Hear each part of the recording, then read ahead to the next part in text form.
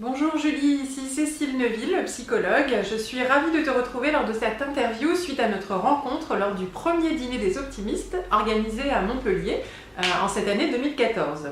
Le 16 mai 2014, tu m'as demandé est-ce que je pourrais faire une petite interview sur le thème de l'optimisme pour nous parler un petit peu de cette notion-là à partir de mon approche en tant que psychologue et de la science sur laquelle je me repose, la psychologie positive. Donc voilà, je vais répondre une à une à tes questions. C'est parti! Alors, qu'apporte la psychologie positive par rapport aux autres courants étudiés en psychologie? Alors, la psychologie positive, qu'apporte-t-elle? Cette science est une science qui s'intéresse à tout ce qui fonctionne, contrairement à jusqu'à présent, la psychologie traditionnelle s'intéressait plutôt au dysfonctionnement pour ensuite proposer des traitements. Donc la psychologie positive vient en complément, elle vient s'intéresser à l'autre face de la médaille dans la recherche scientifique autour de la psychologie humaine. Selon vous, qu'est-ce qui fait que nous soyons plutôt optimistes ou pessimistes? Alors, y a-t-il des facteurs qui font que certaines personnes sont plus optimistes que d'autres ou plus pessimistes que d'autres? A priori, oui, il y a quelques facteurs et des études ont été faites notamment sur les facteurs génétiques, sociaux, environnementaux et les facteurs humains propres à nous-mêmes. Il semblerait, d'après Sonia Lyubomirsky, qui a fait des recherches sur l'impact du bonheur dans nos vies et les facteurs inhérents au bonheur, qu'il y aurait à peu près 50% de notre héritage génétique héréditaire, mais aussi 10% seulement de notre environnement. Ensuite, nous avons 40% de marge pour pouvoir évoluer, et notamment en termes d'optimisme, puisque l'optimisme est l'un des facteurs révélés scientifiquement comme l'un des facteurs propices au bonheur les plus significatifs.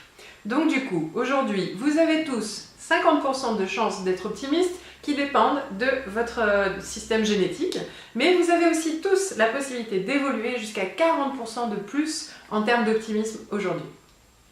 Donc cela répond à la question suivante qui était est-ce que tout le monde peut devenir optimiste?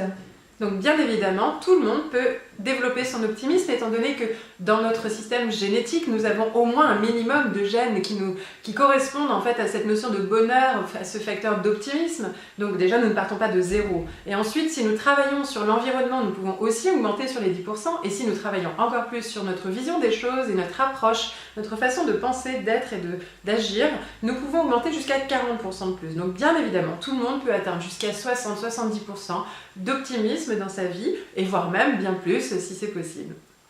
Diriez-vous que vous êtes quelqu'un d'optimiste? Alors on me pose souvent la question, est-ce que je me considère comme quelqu'un d'heureuse, d'optimiste? Alors oui, évidemment, j'ai vraiment cette sensation d'être quelqu'un d'optimiste, et d'ailleurs j'ai évalué cette notion d'optimisme grâce aux tests qui sont proposés par les chercheurs en psychologie positive, qui nous proposent d'évaluer notre niveau d'optimisme sur une échelle de 1 à 10, et du coup, oui, effectivement, les résultats sont en accord avec ce que je ressentais. Je cumule les différents facteurs qui sont propices à l'optimisme, et donc dans ces facteurs, on peut avoir la permanence du positif. Quand quelque chose de positif se passe de bien, j'ai tendance à considérer que cela va durer dans le temps. La généralisation du positif, quand quelque chose se passe de bien dans ma vie, j'ai tendance à le contaminer dans les autres domaines de ma vie. Et ensuite, la personnalisation du positif, c'est-à-dire quand quelque chose se passe de bien dans ma vie en positif, j'accueille le fait que je suis en partie responsable de ce qui m'arrive dans ma vie et que j'ai donc contribué à ce qui m'est arrivé de bien. Et donc, toutes les personnes qui veulent travailler leur optimisme peuvent travailler sur ces 3 points-là en particulier. Si vous donniez un conseil à quelqu'un qui souhaiterait devenir optimiste, ce serait quoi?